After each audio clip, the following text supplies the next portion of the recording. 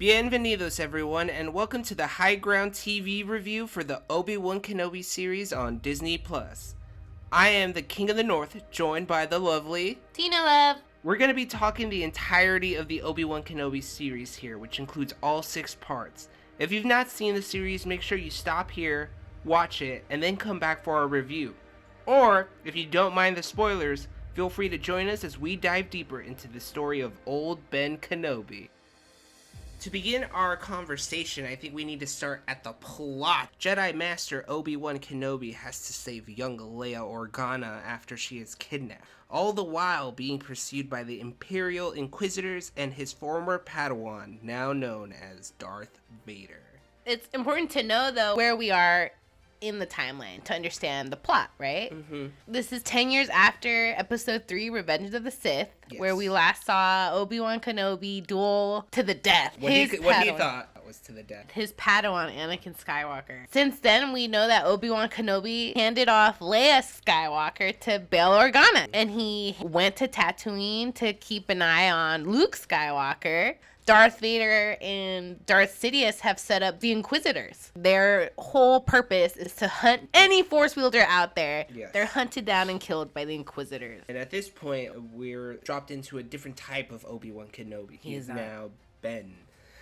He's obviously been out of practice from utilizing the Force and from his Jedi training. It's a completely different shift from the Kenobi that we knew right off the end, Episode 3. That really sets the stage for everything that happens in this series. We, as an audience, didn't know that Leia was going to be involved. By the end of part 1, she is kidnapped, and we see, okay, Yeah, that's here's the where call the to plot. action. Yeah. Ben Kenobi knows that Leia and Luke are the future of the Force. They're meant to bring the balance, and so he has no choice, even though he tries to fight it, to go and rescue Leia. In part 1, we learn basically all of the key plot figures. So Reva is introduced to us, and her whole goal, it seems, is to bring Obi-Wan to Darth Vader. So you have your Obi-Wan plot to save Leia. Princess Leia, and then you have your subplot of Reva, who is on her mission, but then you find out later in the series what her real mission is. Yeah, it's crazy. Which was a nice turn. So the actual production of the show really, in classic Disney Plus series fashion, found its footing at part 3. So I think the direction, some of the photography really wasn't my favorite in the first 2 parts of the series. While once we get into part 3, the moment I see Darth Vader is just like completely steals the show for you. You first see him in Mustafar. You're no longer in Tatooine, so you get a nice scenic change. You just loved how the Mustafar feels and looks. It's crazy when we first see Mustafar in this series. I hope that these were built stages because the materials they use, the colors, they all look very impressive. This is the first time in one of these Star Wars series where it's directed by just one person. And that's Deborah Chow. You can see her progression as well. Like when she gets more comfortable with the actors that she's working with the material that she has, you can kind of see that they kind of loosen up. For some reason, for Disney Plus series, is that Episode 3. Like that's when the audience buys in. And the only shortfall for this series is that we're stuck to 6 parts. That really forced the story along because you couldn't stay in one place for too long, and sometimes that was a bad thing. The first 2 parts was just introducing the characters, introducing the areas, and showing us their personalities at that point, so that later on we could see that arc. The end of part 2 is when we learn that Anakin Skywalker lives. That's when the pressure, I feel, emotionally and physically, it all starts to elevate. Yes. Especially for Obi-Wan Kenobi. Yeah, for our titular character. And speaking of the titular character, kind of segueing into the actors, fantastic performance by Ewan McGregor. Hell yeah. The whole way through. He did amazing. He was the glue holding this whole thing together. And you know what I think it was? It was his passion. There were so many interviews of him being super happy that he could come back and reprise his role of Obi-Wan Kenobi. You could see, like, he put in a lot of effort, and it translated on screen, and it really rewarded the audience. We also had Hayden Christensen. Wow. Came back to reprise his role as Darth Vader. Yeah, which is / Anakin Skywalker as well, because we get a couple flashback scenes, which were awesome. Were very good. And whenever we were in a flashback scene with both Anakin and Obi-Wan, every time I was like, give us more. I want more.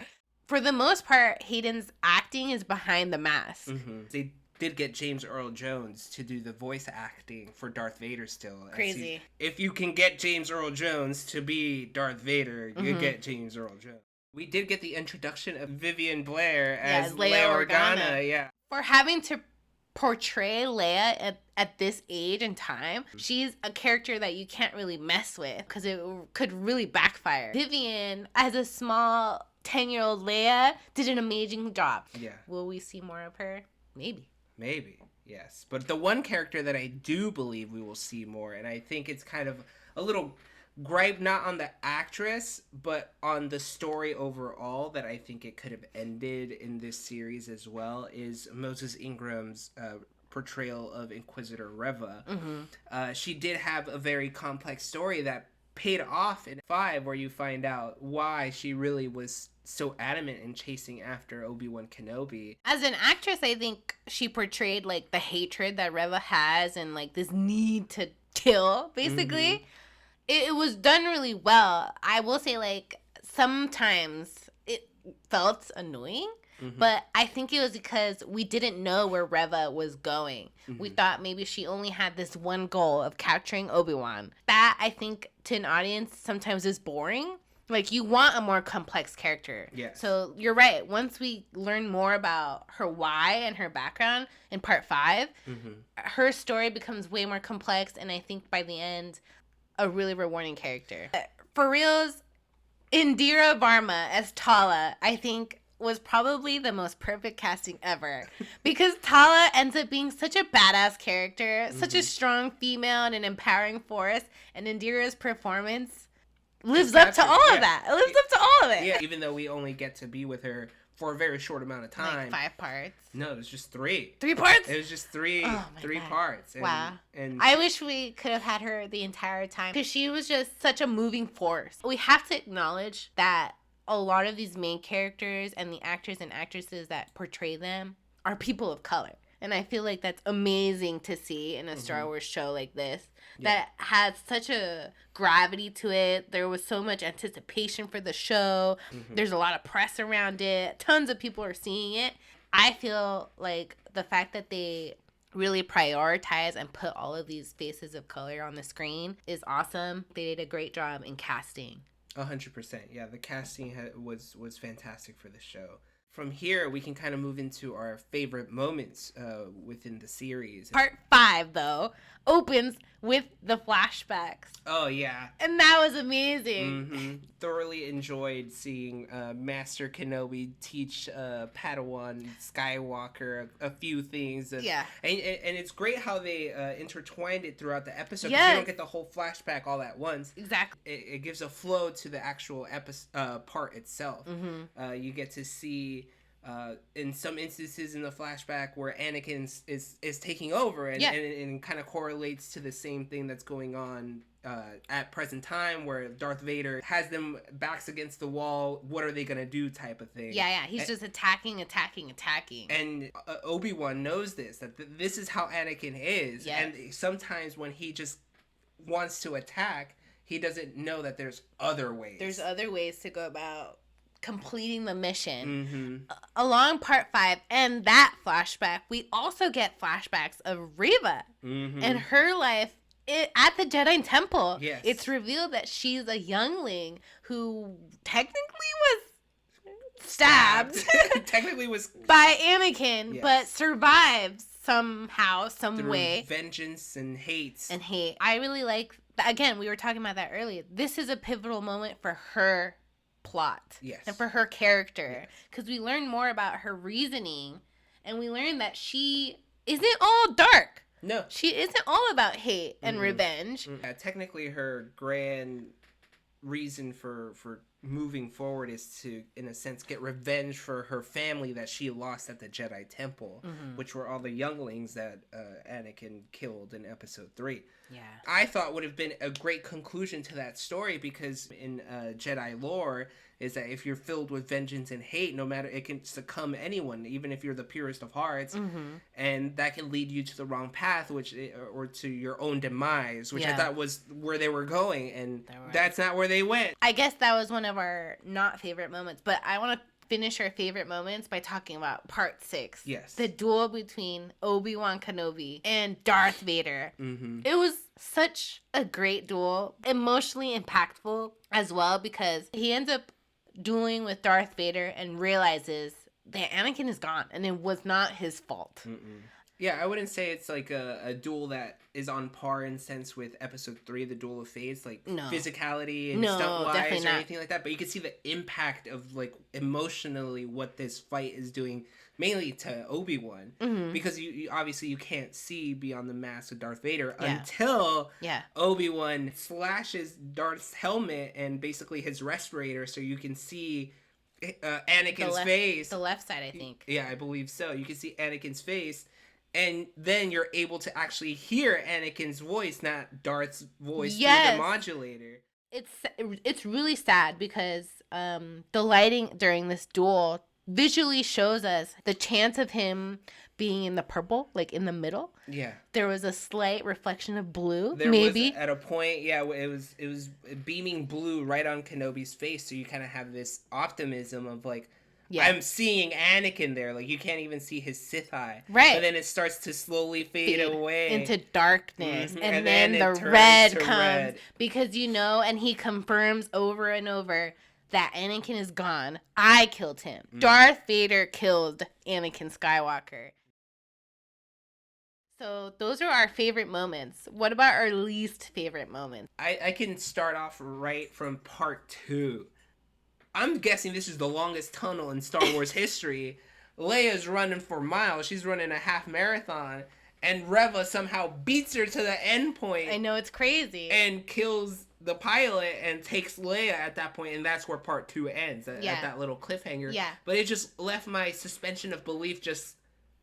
What? This can't happen. Like, it doesn't make sense. There was quite a few of those moments, I think, early on in the series. I have a least favorite moment in part 1, and it's similar to yours. The runaway Jedi. Okay, he runs away at the bar from the Inquisitors, and then we see him again. I think it's the next scene, and he runs right up to Obi-Wan Kenobi. And I'm like, what? How did you know he was there? Yeah. I don't believe that at all. Yeah, exactly. So there was quite a few of those moments that were just illogical, kind of suspended our belief. A little too much. I mean, you have to suspend your belief for a sci-fi show, but, like, if you're making a point to have it feel like a chronological sequence, and it just doesn't, and really threw me off. Reva ends up trying to defeat Darth Vader because that was her end goal. Fails miserably. I thought it would have been such a good finale for this character if that's how she dies. And so she goes back to Tatooine to chase down Luke. But no, she has that realization of this is bad. She kind of pictures herself in Luke's place. Yep. And somehow carries him back. Picks him up. Carries him back to camp. Drops him, and I thought there is, like, where she would be like, I'm sorry for what I did, and basically just drop dead, right? Because at that point, you're no longer fueled by vengeance or hate. There's nothing keeping you alive. You're still mortally wounded because you haven't seen a doctor. But no, like, she lives. The whole thing is, like, Ben is basically, we're both free now. We're both free, yeah. You choose your path from here on out. It's a little silly. Peace out. Have fun in the spin-off series. And it's like... Maybe that's what it is. It's like, I thought they would have been able to conclude her story better there.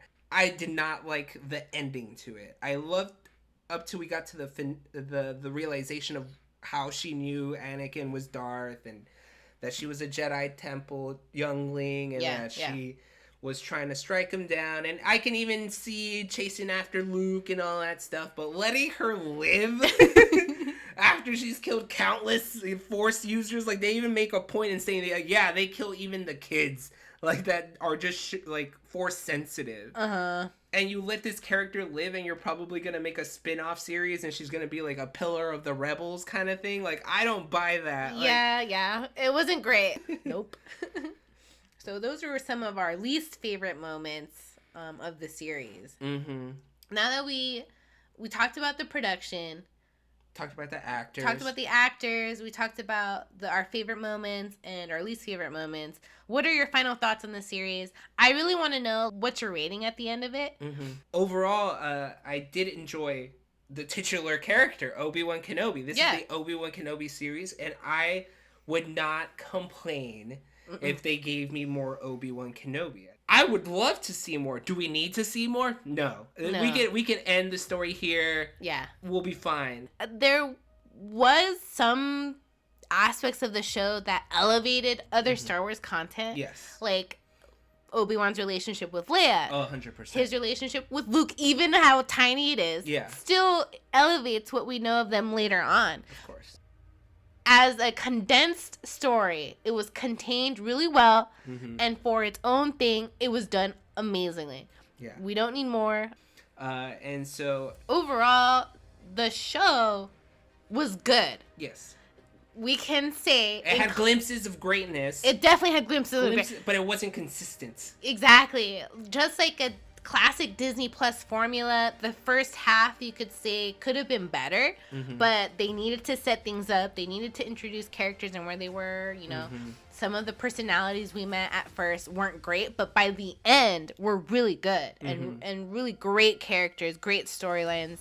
The plots finished very well as well. So yeah, it's kind of hard to even say, like, this was a beautiful series, like, in the sense of how it was visually. Like, there wasn't an ugly shot at all. Like, no. The CGI was great. I loved, the costumes were fantastic. The Empire and Inquisitor images were very beautiful, even though they were supposed to be, like, menacing. They were really pretty. Yeah. The shots of them on other planets besides Tatooine was really nice as well.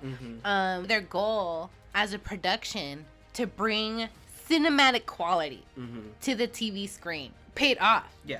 And for that, I feel like it rates higher for me, knowing that the production was trying to be movie quality, knowing that the actors all performed really well, they were passionate for this project, and they brought back some of these characteristics that we wanted, but also having a contained story that worked out really well.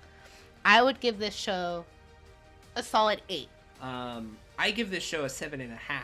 Okay. Really, it was just some of the character conclusions, some of the choppiness in some episodes chronologically, some parts, sorry. And so it just really didn't resonate wholeheartedly for me to give it an 8 or anything higher than a 7.5, right? Would I recommend it to someone who is not a Star Wars fan? Probably not. No, yeah. Would I recommend singular episodes? Probably. Hell yeah. Would recommend episode 5 and 6 if you really wanted to watch something. And I think those were the two most poignant episodes in the series and really kind of hold the heart of the whole series. Yeah, no. It's probably not the best. Yeah, it's not the best introduction to Star Wars live action TV for someone who isn't a Star Wars fan. Yeah. But if you are a Star Wars fan, definitely give it a watch. Definitely. Yeah, especially if you're a big Clone Wars fan. If you like the prequels even. Yeah. 100%. So 7.5, 8. Let us know what you thought about the Obi-Wan Kenobi series. Definitely. Did you watch it all, or are you waiting to binge it, or you're not interested at all? Let us know in the comments. Do feel free to leave those comments, like, subscribe. If you like what you heard here, we also have some other movie reviews. We plan on releasing more in the near future. We also have some fun gameplay of our games that we play constantly, which is Apex Legends and Genshin Impact. So make sure you like, share, and subscribe. Thank you guys so much for listening. See you next time.